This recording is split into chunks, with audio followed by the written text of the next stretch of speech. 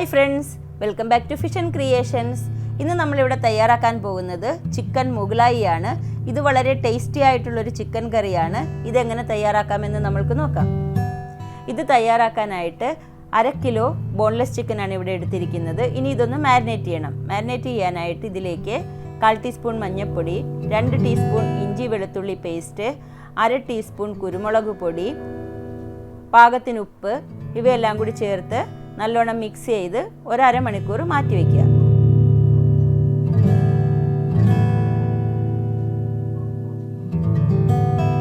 ചൂടായ ഒരു പാനിലേക്ക് 4 ടേബിൾ സ്പൂൺ എണ്ണ ഒഴിച്ചു കൊടുക്കുക.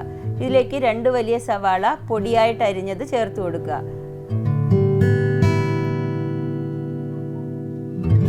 ഈ ഉള്ളി ചോപ്പറിലിട്ട് നല്ലവണ്ണം ഫൈനായിട്ട് ചോപ്പ് ചെയ്തെടുത്ത ഉള്ളിയാണ്. ഇതൊന്ന് വഴണ്ടു വരുമ്പോഴത്തേക്കും ഇതിലേക്ക് 1.5 ടീസ്പൂൺ ഇഞ്ചി വെളുത്തുള്ളി പേസ്റ്റ് ചേർത്ത് കൊടുക്കുക.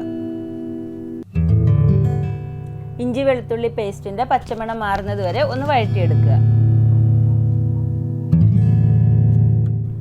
ഇപ്പോൾ ഇതെല്ലാം നല്ലോണം വഴന്നു വന്നിട്ടുണ്ട്. ഇനി ഇതിലേക്ക് മാരിനേറ്റ് ചെയ്ത് വെച്ചിരുന്ന ചിക്കൻ പീസുകൾ ചേർത്ത് കൊടുക്കുക. ഇതൊരു 5 മിനിറ്റ് നല്ലോണം വഴറ്റിയെടുക്കണം. അതിനുശേഷം ഇതിലേക്ക് 2 വലിയ തക്കാളി മിക്സിയിലിട്ട് അരച്ചെടുത്ത തക്കാളി പേസ്റ്റ് ചേർത്ത് കൊടുക്കണം. ഇനി തക്കാളി പേസ്റ്റും ചിക്കനെല്ലാം കൂടി നല്ലവണ്ണം മിക്സ് ചെയ്തതിന് ശേഷം ആവശ്യമായ മസാലപ്പൊടികൾ ചേർത്ത് കൊടുക്കാം.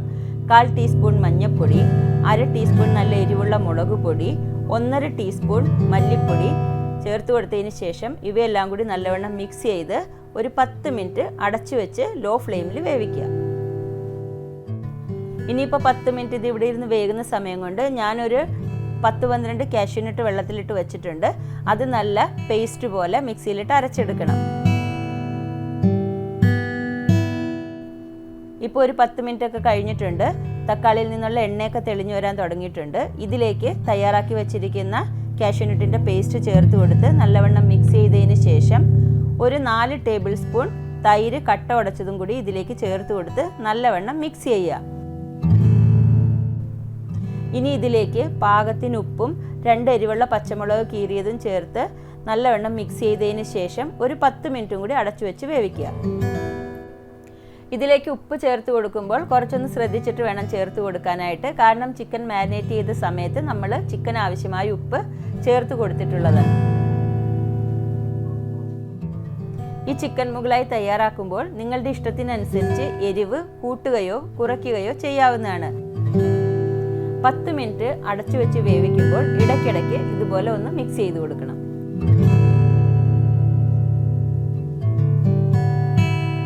ഇപ്പോൾ ഒരു 10 മിനിറ്റ് ഒക്കെ ആയിട്ടുണ്ട്. ഗ്രേവിയൊക്കെ ഒന്ന് തിക്കായി വരാൻ തുടങ്ങിയിട്ടുണ്ട്. ഇനി ഇതിലേക്ക് ഒരു 1/2 കപ്പ് ചൂടുവെള്ളം ചേർത്ത് കൊടുക്കുക.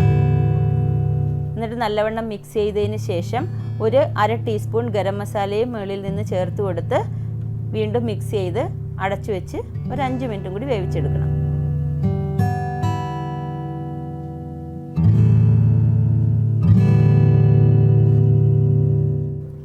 ഇപ്പോൾ ചിക്കനൊക്കെ നല്ലവണ്ണം വെന്ത് എണ്ണയൊക്കെ തെളിഞ്ഞ് നല്ല ക്രീമി ആയിട്ട് വന്നിട്ടുണ്ട്. ഇനി ഇതിലേക്ക് കുറച്ച് കസൂരി മെത്തി കയ്യിലിട്ട് ഇതുപോലെ പൊടിച്ച് ചേർത്ത് കൊടുക്കണം.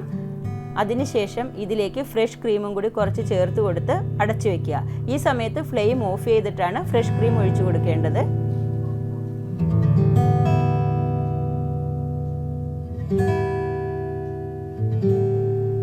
ഫ്രഷ് ക്രീം ചേർത്ത് അടച്ചു വെച്ചിട്ട് ഒരു 5 മിനിറ്റ് ഒക്കെ ആയിട്ടുണ്ട്.